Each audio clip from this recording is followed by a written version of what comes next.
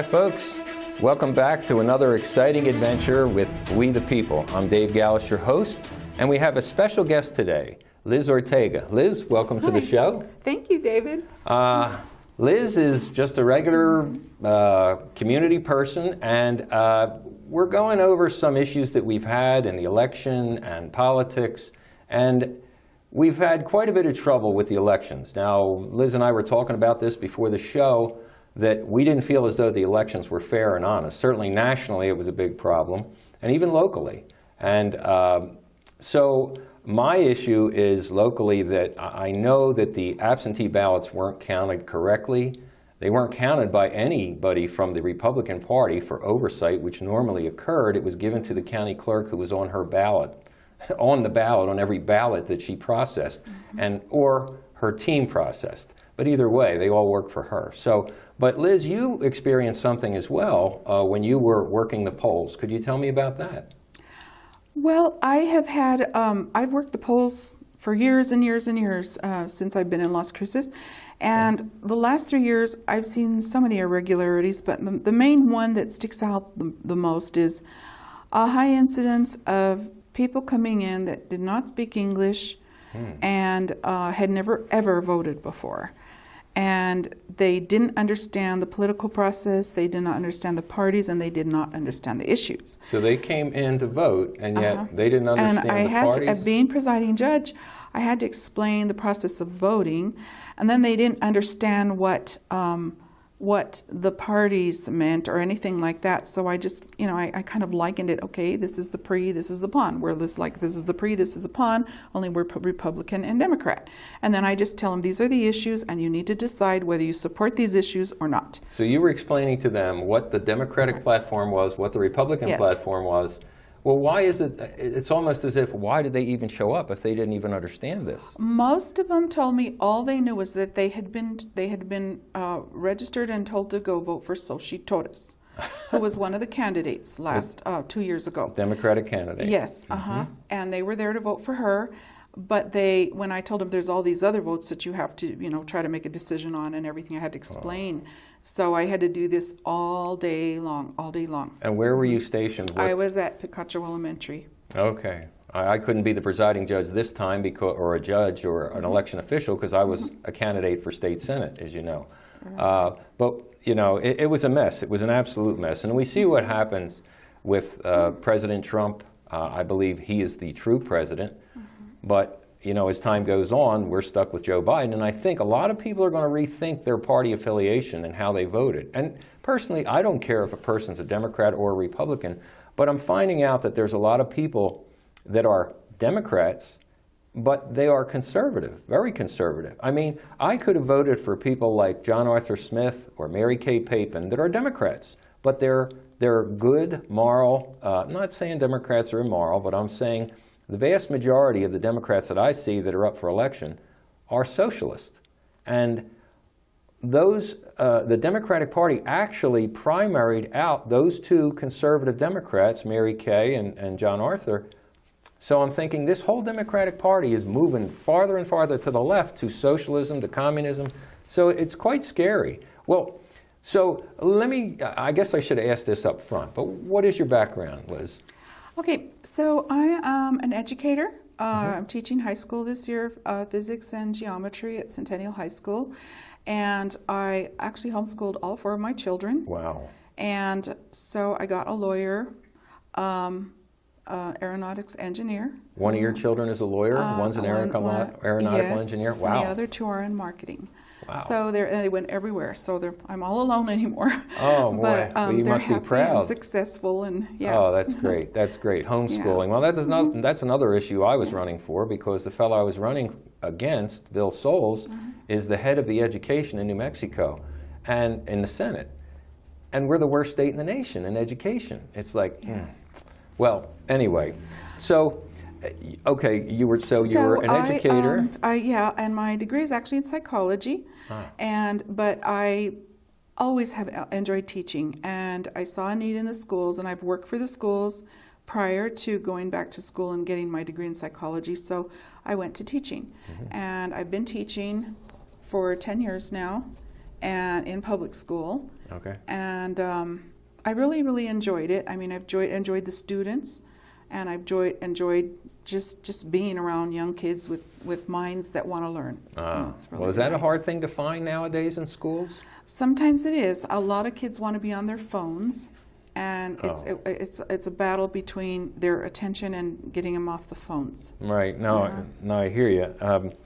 Well, okay. So you've So then- homeschooled all your okay. children. Sorry. Go ahead. Yes. So I was born and raised a Democrat. Okay, and you were talking about the political thing with the Democrats. There being many conservative Democrats, and I believe our family was very conservative, and we were very Democrat.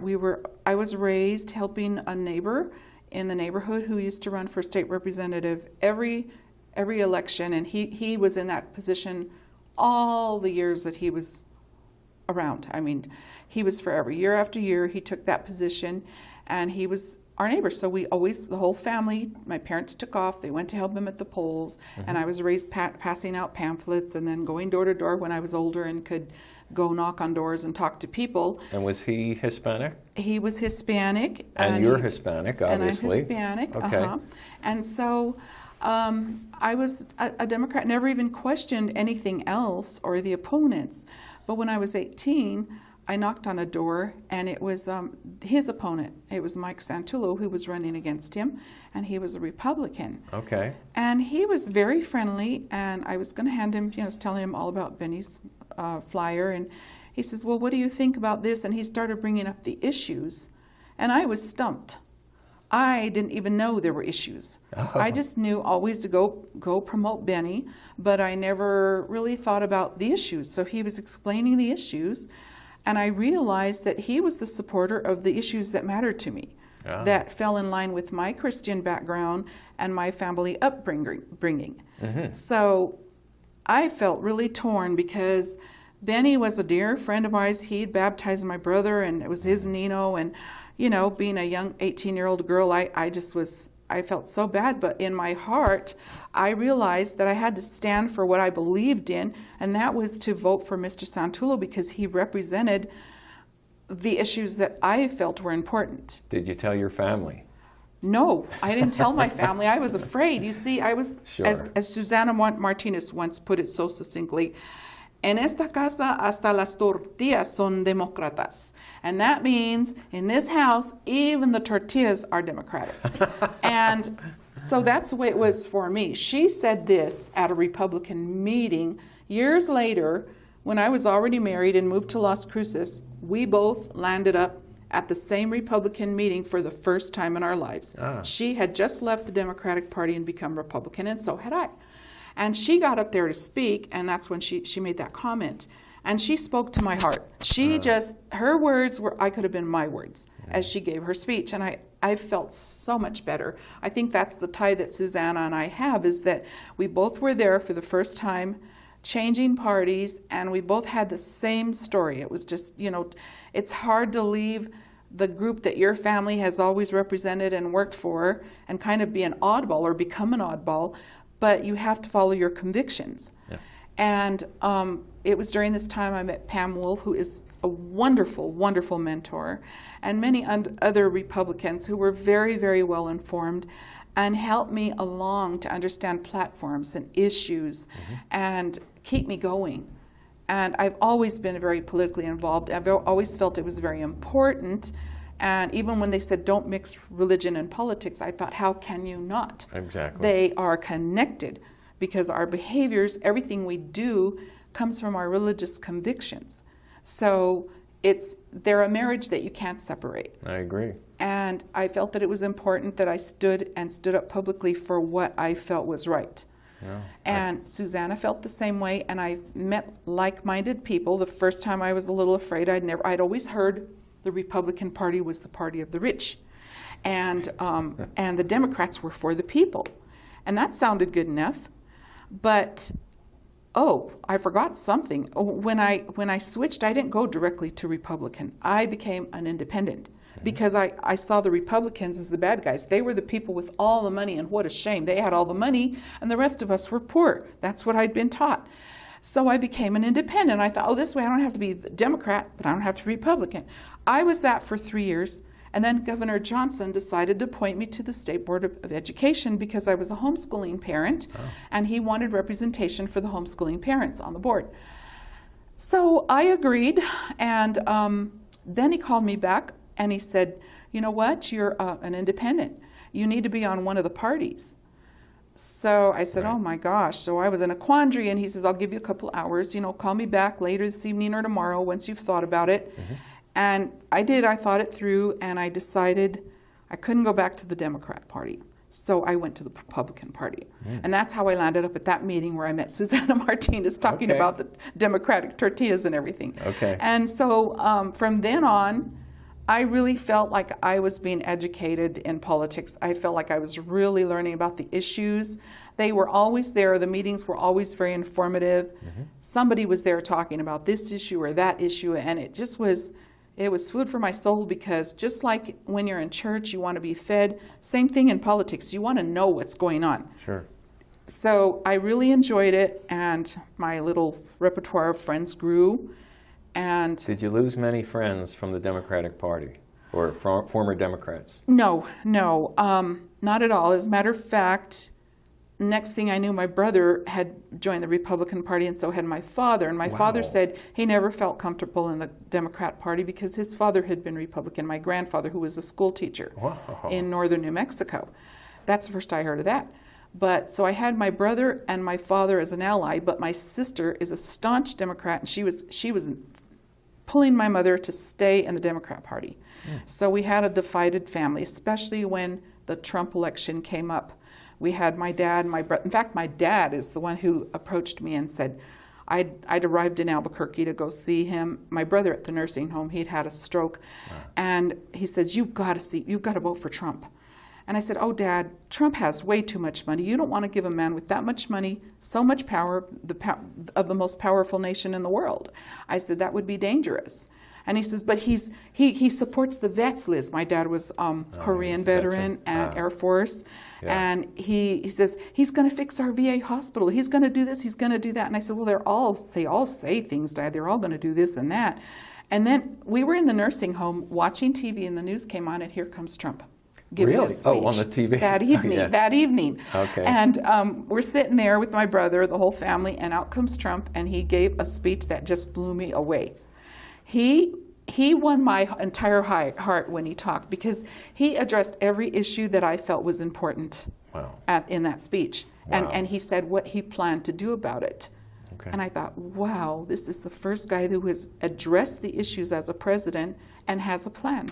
I was amazed, and I turned to Dad and I said, Dad, he's got my vote. Well, we're going to have to take a break. The time's moving so fast, but I too voted for Trump, and I think he's not only the best president I've known, he's the best president I've ever studied. So, but we'll be back after a short break, so folks, stay tuned. We'll be back with Liz Ortega.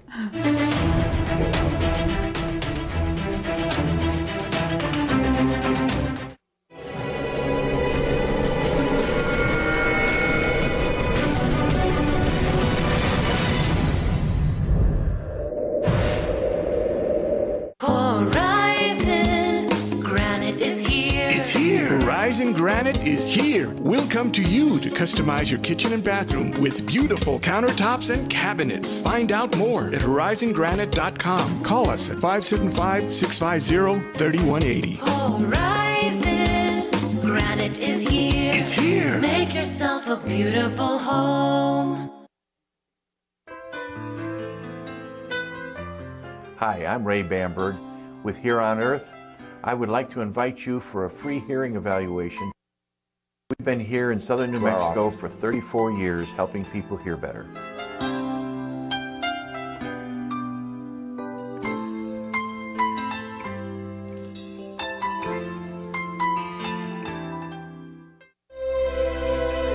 They've stormed beaches and freed countries. They've raised our flag and our hope. They've been called leathernecks,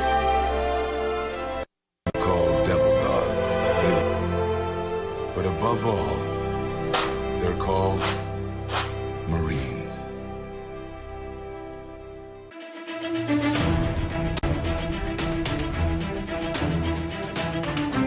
Hi folks, welcome back to We the People. My special guest today is Liz Ortega, and she is a former Democrat turned Republican, and we're hearing her story, and boy, she's got so much to share. Liz, you were an educator, and you were talking about how the education process, you got involved in the education process to help people understand what was going on at the time in education, so I'll let you roll with that. Yeah, well, my favorite topic my favorite subject is history and civics and government. So I always get really excited when they ask me to teach that. And then I've been having to teach physics and geometry and chemistry and biology. And Wow, you are well-rounded. I had to take all the sciences to get my degree in psychology. Okay. So I've been doing that, but I didn't really start teaching until about 10 years ago. Like I said, I homeschooled my kids, and at the time that I homeschooled them, I did not have a teaching degree. I was just a mother who was disenchanted with the Goals 2000 program and the curriculums that were coming down in the schools. You weren't satisfied with what they were putting out? Yes, okay. I wanted my children to learn true history. My grandfather taught history, and he would always impress upon us. Every time we went to his house, he'd quiz us.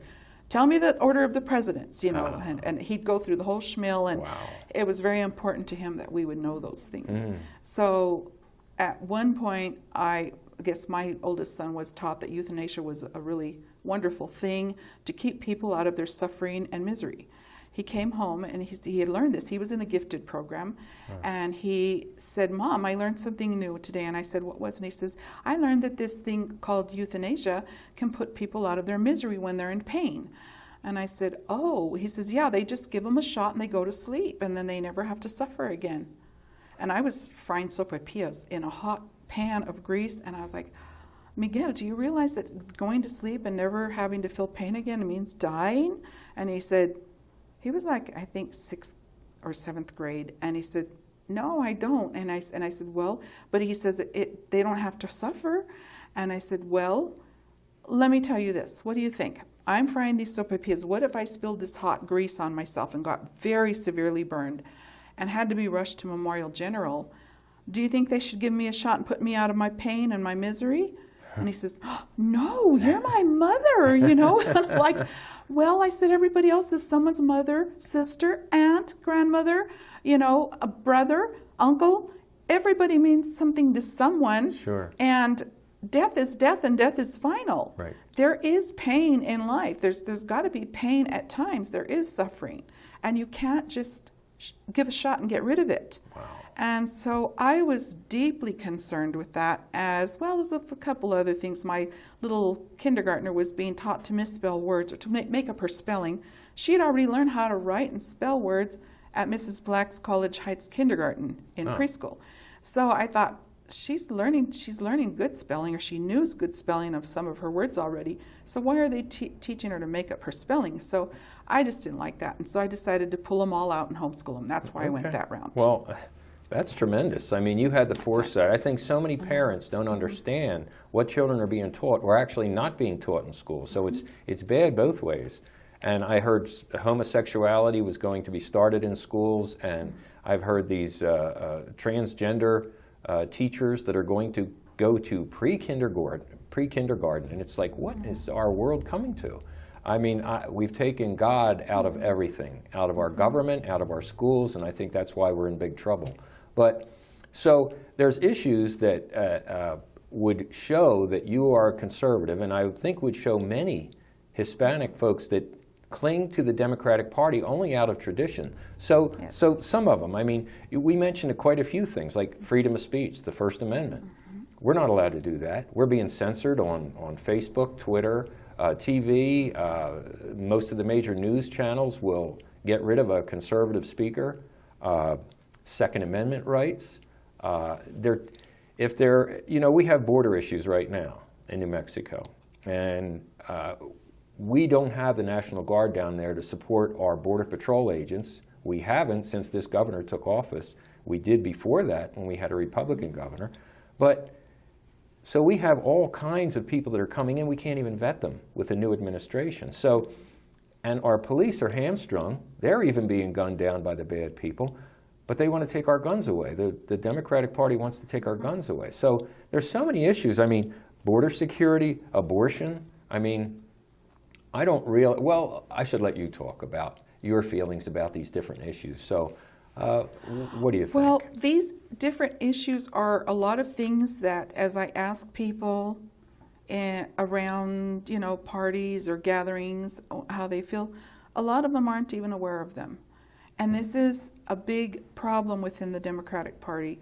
I felt that as a Democrat, I really never knew the issues. If it hadn't been for Mike Santullo, who opened my eyes, I went to Benny had me go page, the one our neighbor. I was a child page, like at the age of 8, I got to go to Santa Fe and be a page in Santa Fe. But that must have been exciting. It was exciting. What was Benny's last name? Aragon, Benny Aragon. He was Manny Aragon's brother. Democrat. And, yes, Democrat. So Mr. Santullo opened my eyes about issues, and from then on, I started paying attention to issues.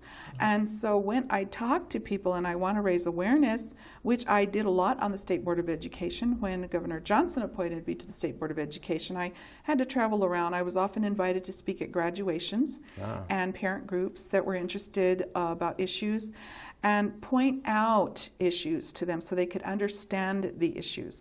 So many people are so busy in their daily lives raising their families, taking care of their jobs, they don't have time to find out about the issues. Right. And that is how so much control is being taken. And a lot of people think that a Democrat is the best party because it's a democracy, but they think it's a form of government. And I tell them, it is not. We have a republic form of government, and the democracy is what is used to process, the process that we use to exercise that government. It's so everybody has a voice. Everybody has a voice, and it can only work if there is a supporting document such as our Constitution. Other countries may call it by different names, but it's the document that gives you your rights, your right to bear arms, your right to freedom of speech, your right to gather. All of these special rights we have and treasure, they're very important, and a democracy can only function with those rights guaranteed to the people through this document. Right. If you have a democracy without that, it can go completely haywire. Well, democracy worked in ancient Greece because you only had a few hundred people that could all have a vote at that point. But when our country grew and expanded, you had to have representatives to represent a large block of people. Right. So to me, a democracy would be like a lynch mob where the majority decides. So the guy might be innocent, but they're going to hang him anyway because the majority decides. Republic comes in, or what would you say, justice comes in when the sheriff shows up and says, no, we're going to have a trial. Right. It's like, to me, democracy is two wolves and a chicken deciding on what's for dinner. It doesn't work well. So people say it's a democracy, but democracy is never mentioned in our Constitution. It is a representative republic with a democratic process, and that democratic process takes place during voting. Everybody does have a voice when it comes to a vote if you have fair and honest elections, which we didn't have this past time. So, right. No, but we also have issues about tax and spend. So New Mexico, well, we're in bad shape. We're a welfare state, but why don't you tell me about tax and spend in New Mexico? Well, I think that New Mexico is a stunted state because of our taxation. We don't offer anything to businesses who want to come in and set up business within our state. And so therefore we have just always lugged along, being one of the poorest in the nation. Yep. And finally we had this wonderful gas and oil industry that sprouted up, and we had that going, and it was just doing wonders for us. Sure. And pays a lot for our education. Yes, our education system is funded by it, and even the Green New Deal and the green offices that they plan to set up would be funded by that, but they shot themselves in the foot because they shut it all down. Where's the money going to come for that? Taxes. You have to tax people, or you have to tap into the funds that we have that are our reserve funds. Education funds. So, And the Green New Deal isn't such a good deal. I mean, I don't know how you can put thousands of people out of work with the oil and gas industry, even the coal industry, how they could shut the coal industry down, or they're shutting it down in northern New Mexico. I would say, look, what you do is you take some of the money that you're making from the oil, gas, and coal and use it for research and development in other energy sources. The one we talked about before the show is deep geothermal energy, and we are at a very close spot to the geothermal that we wouldn't have to drill that far down into. Right. So there's so many opportunities, and I know, I compare Texas and New Mexico. Texas is thriving because they have a Republican legislature and governor. New Mexico, we are the worst in everything, worst in education, we're a welfare state because we are not business friendly. Texas is business friendly. We have tremendous amounts of government-owned property, not private property, that can make money and pay into the tax base. Here in New Mexico, Texas, it's mostly privately owned.